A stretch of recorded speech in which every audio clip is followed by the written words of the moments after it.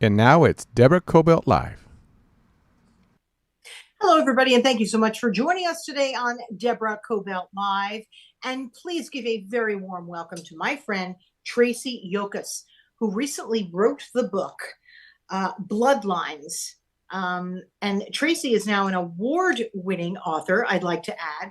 Bloodlines, a memoir of harm and healing. Tracey Yokas also, she is an artist and a mental health advocate and uses mixed media art for journaling, right? You journal for art therapy. I want to get into that a little bit because I was recently somewhere and it was like a wellness thing. That's another one of those buzzwords, but it was a really nice day, honestly. And they used art as therapy. And I found it by the end of the day so therapeutic. So I want to talk a little bit about what you do there too. Congratulations on the great success of Bloodlines, by the way, and thank you for being here. Thank you so much for having me. I'm very excited to be here. Yeah, no, I am too. I want to talk a little bit about your journey into writing this book. Tracey and I have been in the same writers group for quite some time. And when you finally published this, I thought she did it. She did it. All those years that I've known Tracey, and she would be writing, chapters, throughout our writers group. And I thought, gosh, she really put this together into an incredibly comprehensive book for the rest of us to read and learn from. So tell me about your entire process of writing the book and what it's about for our audience.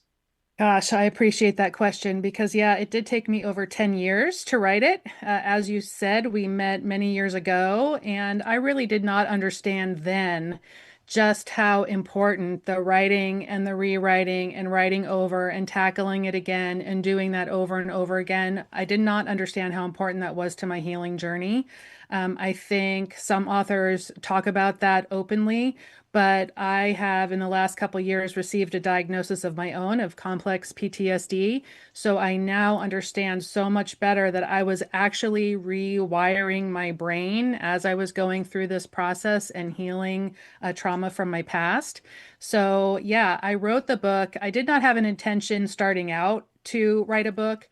But the longer we were going through our journey and the more families I met, particularly many years ago when I started teaching for our local NAMI affiliate, which is National Alliance on Mental Illness, and I was meeting more moms, more families going through what we were going through. And one common thread I saw over and over again was how alone the families felt in this.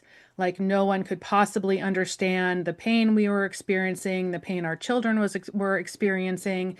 So I just got, I'm not a writer by trade. So it's something I had to learn. I had to learn craft. I had to learn storytelling. I had to learn all of that. And I gave up many times and came back Oh, again and gave up and came back. But I really was committed to helping families who are going through now what we went through then know and believe that they are not alone as they're going on this journey. talk to me about what you were going through. And by that, it's not just you, it's the story of your daughter. So let's talk about that. Absolutely. So, in the summer of 2012, very unexpectedly, my mother passed away, and my daughter and my mom were close.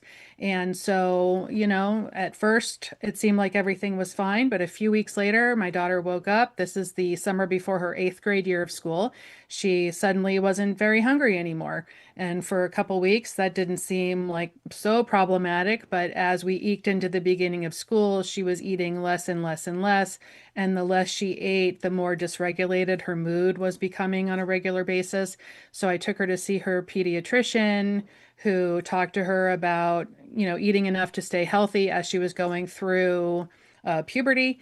And that didn't happen. And so, long story short, is a few short weeks after that, she was diagnosed with an eating disorder and severe depression. And that's really the launching point for the rest of the journey, which includes therapy, residential treatment, hospitalizations. We really went through a lot in those first couple of years. And I feel it's important to say, starting out, I should have said this even sooner. I had my family's permission to share our story. I feel like we should know that I wouldn't have done that if I didn't, but in today's day and age, we can't take anything for granted. So just know as I'm talking about all of this, my daughter knows I talk about it, my husband knows I talk about it. We are all in our own ways committed to normalizing conversations around these issues because especially post-pandemic, the stats are all headed in the wrong direction. What stats are headed in the wrong direction in particular? Well, particularly pretty much everything related to teen and childhood mental health, anxiety, depression. I mean, all the things. I was speaking to another group not long ago, and so I was doing a little research and came upon a heartbreaking statistic. 2022, suicide was the second leading cause of death for 10 to 14-year-olds. I mean, this is so shocking. I couldn't even believe it. Like I had to read the screen like 4 times to make sure I was reading correctly. And I mean, there's a lot that goes into it. I mean, there's a lot of aspects of it. But my passion is talking about this because I think as a society, there's a lot of stigma around it. People are afraid to admit that they're struggling with things, and we all have a brain in our head. So we all bear responsibility for just making mental health and wellness a regular part of our conversation wherever we are, at home, work, school, wherever. I talk to friends because so many, people I know, their kids are in therapy, they're in therapy, we're in therapy. And, you have to be very careful with the kind of therapists that you find. Because I have friends and like their kids maybe are in high school now, and they're isolating the parent from the experience with the child. And I think this is through my experience, let the child have that therapist and you then have time with the same one and then come together, because I'm seeing a little bit of separation. It's like, no, you stay away. Do you know what I mean? Like you have to be very careful. And then my friend that I'm talking about specifically, they then went and found somebody else because they felt like the therapy was driving them apart. How do you know when the therapy is even working, when it's the right therapy for you? Does that make sense? It does make sense, and it's actually a really complicated question. Yeah. So, from our experience, I mean, my daughter was in therapy. I was in my own therapy as the process went on. My husband and we were required to be in couples therapy. We had family therapy. In residential treatment, there was family group therapy. So, I have been in a lot of therapy over the years. So I want to say therapists are human beings too. And let's be honest, there are ones who are good at it and ones that aren't. So it's dangerous to just kind of overgeneralize. But Yeah. I think, especially when it comes to parents and kids, I actually think it is important, exactly what you said. The kids need their own therapist, and I believe parents need their own therapist. But there is absolutely 100% a necessity to come together because you live together under the same roof. So if you're not dealing with any of the issues, I have some training. I'm not a therapist. I have some training though. I have a master's degree in counseling psychology. So I kind of look at a family like a system. That means all the parts are interacting with each other all the time. So if you're never taking everybody in therapy together at the same time, you're missing out on an opportunity. Now, that being said, absolutely, I think it requires some self-awareness to be able to tune into the experience. And I think we're all getting smarter about this, not just taking a therapist's word for things because they can, make mistakes. They can cause harm.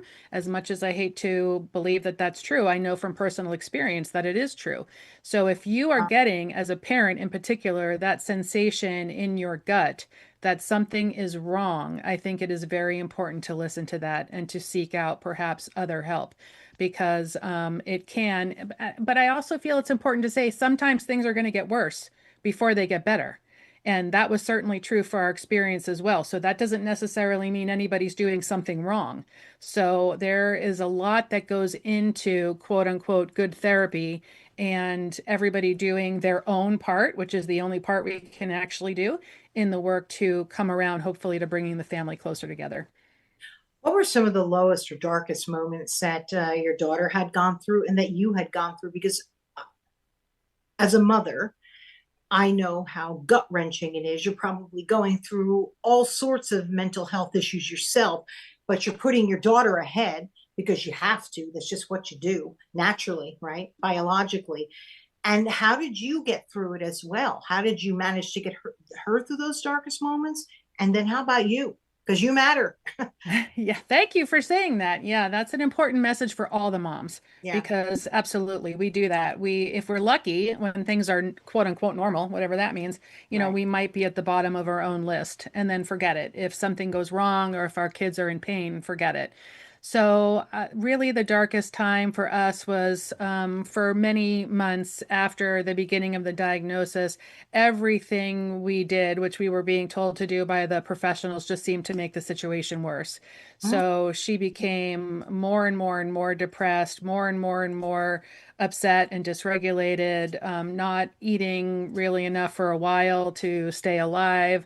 She started engaging in self-harm, and that was probably really, from my perspective, for her the rock bottom. Where I don't, like to get too into it just because it seems dramatic and it is, but the important thing to say about self-harm is that it is someone manifesting the pain that is inside of them on themselves and trying to manage their own selves and to feel something, which is hard to understand if you've never had an experience with it. So through that process of me doing everything I'm being told and trying and trying and trying harder and doing more and doing more, but it not quote unquote working, I was becoming more and more depressed, withdrawn from my friends, from my community. I hit my own emotional rock bottom in the process when my daughter was in residential treatment, and it took a while, but it was the moment where I fully experienced inside my mind, my body, my soul that I was not able to effectuate anything in regard to her healing journey. Her illness, her journey was hers. I had to effectuate the best treatment I could, but that I could not control her or her healing process, that I could only control myself. And it had come to light through a series of, through being in therapy, through doing therapeutic exercises, that my own low self-esteem, my own, what I would go on to learn later, trauma, my own complex PTSD, and the healing that I needed to do, that is what I could control.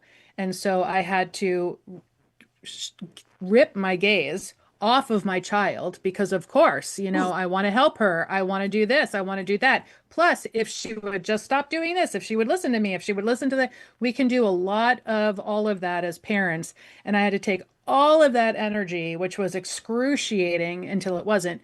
I had to take all of that energy off of her and redirect it onto myself and start really doing the healing work, which was a slow process, but is what turned around everything for me. And my daughter had to do her work, my husband had to do his, but I can tell you that the place we are now together as a family, as a mother-daughter relationship, my husband and I, my husband and my daughter, none of these relationships would be where they are now if it wasn't for everything that we went through then.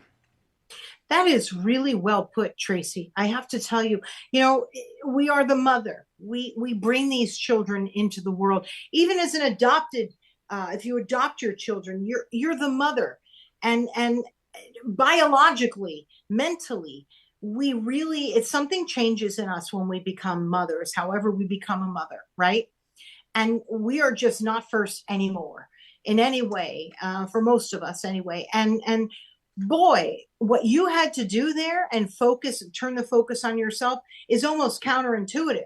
That's incredibly hard work. What turned around for you where you started to see that, oh my gosh, by me taking control, the situation will be more under control? Like, what changed? What happened? Like, how did you get to that point? Yeah, well, my therapist had been asking me for about almost 2 years at that point Yeah. what I could do to take care of myself. And every time she asked me that, I was enraged because of everything you just said.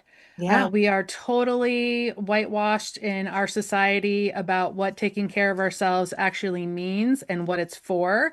So I thought that what kind of mother would do that? I mean, what kind of mother would try to take care of herself while her child is languishing? And so it took that journey of me doing everything I could do and it not working and everything getting worse and me feeling worse and worse inside. I already had low self-esteem, getting even lower if that was possible, and all the things that played into that for me to hit my emotional rock bottom and have no choice. It was Mm. like either I was going to end up hospitalized, probably in a mental health facility, or I was going to do something different. And the something different was accept and finally understand one thing that I missed, which was my therapist was asking me to do what I wanted my daughter to do. I wanted my daughter to take better care of herself. And like she was asking me to do the same thing. And like I completely missed that for a long time. So that was the beginning of the change of me being able to go, okay, what can I do? And for me, it was a return to creativity. That was the first step. As simple as that sounds, I can tell you 100% for sure, this is not an over exaggeration, that a dedication to having fun, but also everything else that a creative process can do for you has been instrumental in changing my life for sure. A lot of people will say, I'm not creative, to which I say, yes, you are. You don't have to draw a perfect apple. It's not about that, right? We've all taken, or many of us have taken the art class, and they'll start you, doing still fruit or whatever. And half the people are in there like, I can't draw a peach or an apple. It is not about that. It's about finding the creativity from within. It doesn't matter what it looks like. And you do find your sweet spot if you let yourself go there, right? And I believe you are a very good artist, whatever that means, but you know what I mean. You don't have to be someone to draw the perfect apple. It's about finding that creativity within, right? Can you describe it better than I certainly can? Well, I'm glad you said that because you're 100,000% correct. And I am not a traditional A type of artist. I talk about this all the time inside my community. Human beings are inherently creative, Yeah. but most of us experience that wound sometime in our childhood from somebody telling us that's ugly. Why did you draw it that way? Trees aren't purple, or, whatever. And we get the message that unless we can make money at it, that it's not worth doing. The problem is, I don't remember who says this, but somebody like a Brene Brown or whatever, somebody said recently that like unused creativity is not benign. And so that means because we are inherently creative, if we are not giving an outlet and a voice to that creativity, we're actually hurting ourselves. And certainly creativity does not have to be traditional type of art. That's my chosen form. There's lots of ways to be creative. But yes, it has nothing to do with the outcome and everything to do with the process and what we can discover about ourselves. Some of it not great, right? Because we all do have that inner critic that's going to criticize every single page we make. That happened to me for a long time. That kind of is not that fun, but it's super important because that's happening whether we hear it or not. So by having a creative process, it is making that inner critic, making that negative voice more aware to us so that we can start to work on that and to let it go. And what I tell my students all the time in our creative classes, and I'm constantly, I mean, we've been doing this for like a decade now, reminding everybody is what the relationship that plays out with ourself in our journal over time actually plays out in the rest of our life too. Hmm. So it is the perfect safe place, and especially when a community is coming together to do the same kind of work, to do that healing work in an environment where everybody's kind of engaged in the process as well. You work with people doing art journaling. Is that what it's called? Yes. What do you do? Well, I teach online classes, I teach in-person classes here at my house, and I teach them the process of how to get started, mixed media art journaling, kind of what supplies do you need? What do you do? How do you do it? Where do you find the supplies? Then after the initial kind of 101, 102 level classes, I give lots of resources, and if you're local, I open up my home every month for people to come in and continue to create together using all my supplies. Yeah, anytime. We really have fun and we really support each other. And over time, somebody will be the one who says, man, this is really ugly, or, those kind of things still slip out, but I have them so well trained now. I don't even have to say anything because somebody else will be like, uh-oh, we don't want to do. And so we're always looking out for each other in terms of our mental health and wellness related to the creative process and having fun and just making art that we enjoy for ourselves, because that's the only thing that really matters in this process. You know, people aren't really noticing. You know how we are our own worst critic.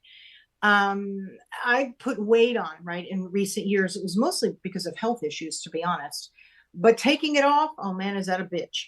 And I will tell you, I don't want to show up at places. And I mean, I don't want to show up. I will turn down invitations. I will not go. I will spend years of not showing up someplace because I don't want to go. And one day I was someplace and I'm like, oh no, I'm going to see them. And last time they saw me, I was 25 pounds or more thinner. I don't want to, well, the ice broke because there they were.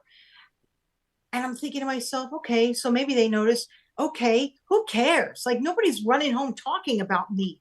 And if they are, who cares even more? Like once I find that happen, I said, oh, all right, now I'm going to go to this event that I was invited to that I didn't want to go to. And I went and I was so glad to see the people. And at that point, I thought, I don't really care. And now, like, I started to break down what I thought people were judging me.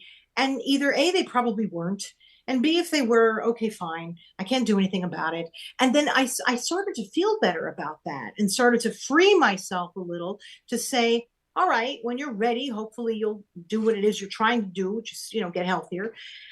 And if I can't show up anyway, like it goes back to the art. If it's not what you think should be perfect, so who cares? Nobody's judging it, right?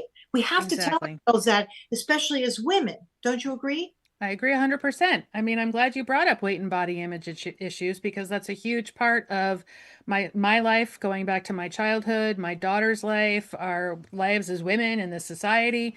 I mean, it is a huge problem. And I gained 40 pounds after my daughter got sick. And I didn't have, this is relative to the self-care and coping. I didn't have healthy coping mechanisms. I didn't even know what that was. I didn't know that I wasn't coping. I didn't know anything about really any of this. But the only thing I knew how to do was numb. And I ate and drank my way to numbing so that I could survive, that period of time. And now it's over a decade later, and I still have that. I was overweight already, and I still have those extra 40 pounds to boot. And yes, I, like you, still struggle with that idea of, oh my God, whatever. But, exactly what you said. I think, again, there are people who are at the fore of doing this kind of work, but we just need to stop. We need to stop buying into that message. We need to stop buying in that we're not worthy unless we, are in a smaller body, that somehow being a smaller person, earns us our place in the world. And everything related to those messages is so detrimental. So, yeah, I mean, I wish I could just say too that, yeah, I just, got it and snapped out of it. But it is still hard, but it's valuable work because our worth is not dependent in any way, shape, or form on the size of our body. I mean, no one's is. Our worth is inherent. So Yeah. that's the bottom line. And I went to see Mission Impossible this past week. And I never really used to be a big Tom Cruise fan, but I became one through the Mission Impossible movies, just watching him as an actor. And I've been listening to his recent interviews. Now, everybody might say, oh, he's Tom Cruise. That guy works really hard to fly off a building, hang off a plane. I don't really think anybody does. It doesn't have any stunt double at all. The guy's in his 60s. And he's like, I don't care what it is you want to do.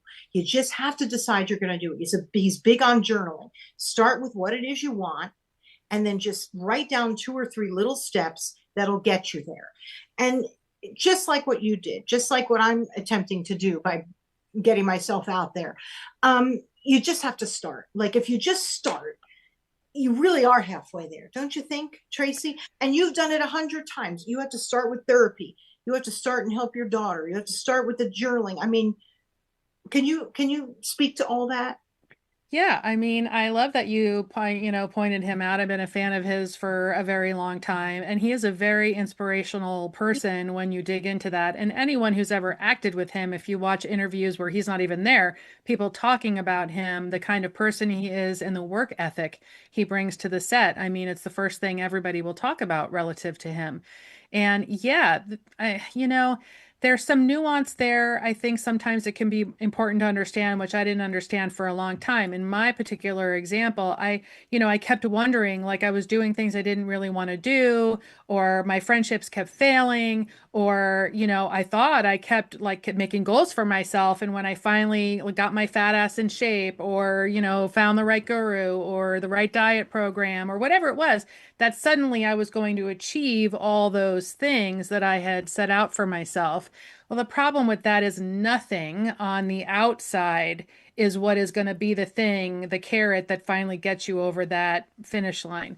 So we have to be coming at this. That's why I talk about self-care as a Yeah. two-way street. It's not either or, it's both. Outside stuff is important. It's important to go for a walk. It's important to take a hot bath, read a good book, do all these things, get a mani-pedi if you dig it, and a massage. I love all of that.